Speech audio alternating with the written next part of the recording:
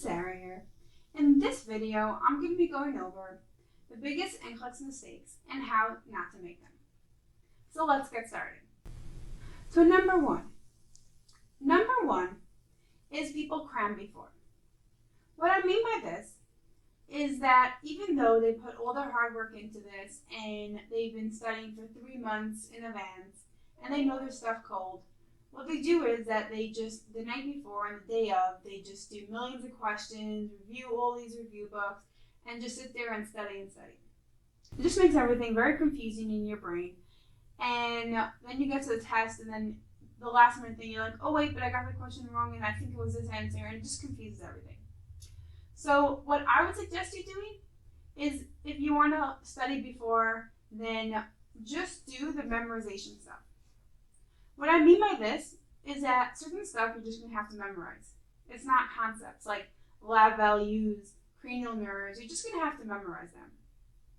So that's something that you should review before. But right before the exam, you could take out a cheat sheet or the night before and just go through it and repeat it over and over in your mind, so that the day of the exam, like for me, I came an hour early. I sat there with my cheat sheet and I kept reviewing it. I reviewed all the lab values, I reviewed all the cranial nerves and all these like memorization stuff like that. And then when the exam came and they gave me like a board to write on or a sheet of paper, whatever they give you, I just wrote down everything. So I wrote down magnesium is this value, potassium this value, cranial nerve this. I wrote down everything like I just memorized. And then when I was taking the exam, I just looked back on my sheet. I didn't have to be like, oh, what's this number? I think it's this. I just looked back on my sheet. So I would suggest you doing that for just stuff that you have to memorize, like the lab values. But stuff like concepts and questions and review books, this is something you've been doing for the past few months, however long you study for, you know it. And whatever you don't know, a few hours is not going to really make it. It's just going to confuse you, and it's going to confuse concepts in your mind, and it's going to make you change the answer at the last minute. So if you want to memorize, just memorize them before, and then before the exam, just review your cheat sheet and quickly write it down on a piece of paper like I did, or on a board. The next mistake people do is not preparing before.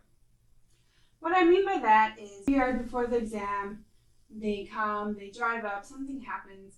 Everyone's like, it's not going to happen to me, but there are those people who get flat tire on the way, or something happened. You're going out, and all of a sudden you got a ketchup stain on you. You have to go back in. It takes time. Then there's traffic. There's always that road that's closed. So that's something. The night before, I would set out my clothing. I would make time and put in extra time to get there. Worst comes to worst, you get there early. You study in the car. You review your cheat sheet in the car, or just relax to some music. It won't hurt you. It's one day, so I really highly suggest you doing it. The next mistake people make is that they read too deeply. What I mean by this is that they read too deeply into the question. What you're supposed to do is you're supposed to just read the question. Don't add on anything, don't assume anything. Whatever it says in the question is information you need to solve it. If it doesn't tell you the person is on dialysis, don't assume just because they have kidney failure they're on dialysis. Don't make assumptions, don't add on any information. If you're adding on any information, then you're doing it wrong. So don't read into the question, oh, this happens, so this happens. Just read the question, look through your answers, take your answer, go back, and see if it fits.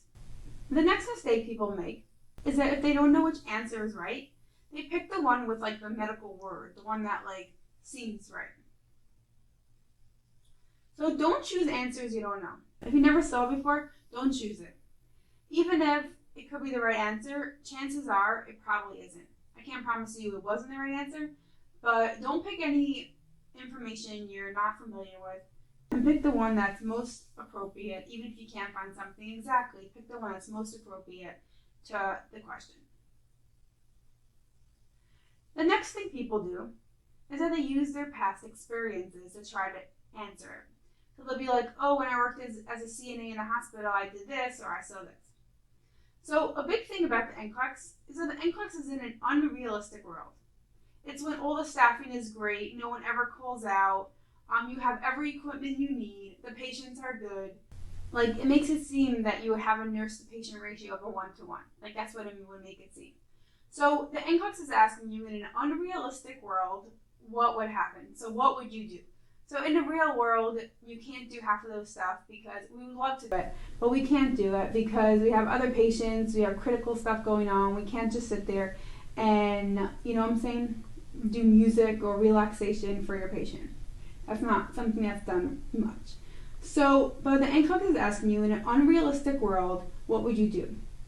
So say, for example, they're asking you if your patient needs to be watched, like suicide. You would have a 1-to-1. Sometimes in the hospitals, they don't necessarily have to they'll double up patients, 1 tech to 2 patients, but you're asking in an unrealistic world. So don't be like, oh, I saw this nurse do this, I saw this do this. Just think about it. In an unrealistic world, what's the best thing that you should do for your patient? The next mistake people do is that they fixate on how well they're doing. So they'll look at the question and be like, oh, I got an easy question, so I'm not doing so well. Or I got selectable that applies, so I'm doing really great. Don't think into that. Just answer your question, go on to the next question, do the best you could. All it's going to do is it's going to make you anxious, it's going to make you at ease when you really could not be doing good. Don't look into the question. Once you're done a question, you can't go back, and that's it. The next mistake people do is that they don't double check. I know the exam is really long, and even at the end, I'm like, oh, I don't want to double check. I have no patience. You want to finish it, and there's a timer. So just know that almost no one fails NCLEX because they didn't have enough time. Some exams are like that, like the bar and other exams, but the NCLEX is not like that. I can't say no one, but I've never heard of anyone who failed because they didn't finish on time. And if it takes you that long to do each question, then in real life scenarios, you wouldn't be able to think that long. You have to act, you know? So just don't worry about the time. Double check each of your answers. This is not like your quiz that you have every week. You have to double check and it's a pain in the neck. You don't want to do it.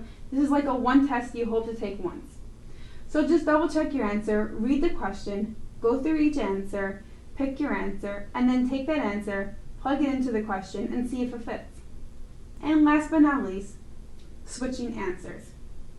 People always do this, and you can't blame, and I don't blame them because you doubt yourself. It's not like someone asks you, like, what did you have for breakfast? You know that answer, you're sure of it, you're never going to switch. Things that there's always 2 of them that could be right and you're not sure. But pick the one that you feel is right. Plug it in. If you really, really, really are not sure between 2, reread the question, plug in one, reread the question, plug in the second one, and see which one is more appropriate. But never switch your answer. Once you pick a question, just stick with that answer. Almost all the time, it was the first answer that came to your mind. Use your gut feeling. Trust yourself and believe in yourself. And remember, the worst thing that could happen is that you fail. And I know that's very hard, but you could take it 3 months later and you will lose $200. You'll have to pay another $200 to retake it. But in the long run, that's really nothing. At the end of the day, when you're a nurse, no one even knows I don't even know how many times my coworkers took the NCLEX. I don't know if they passed on 75. I've never told anyone, oh, I passed the first time, I passed on 75. That's really not even asked on interviews. No one on interview even looks how many times you asked. All they care about is your nursing license. So if it takes you 3 more months, then enjoy the 3 months before you start working and it's really hard and you don't get a break.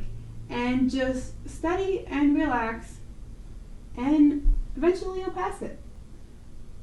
So I hope those tips help you.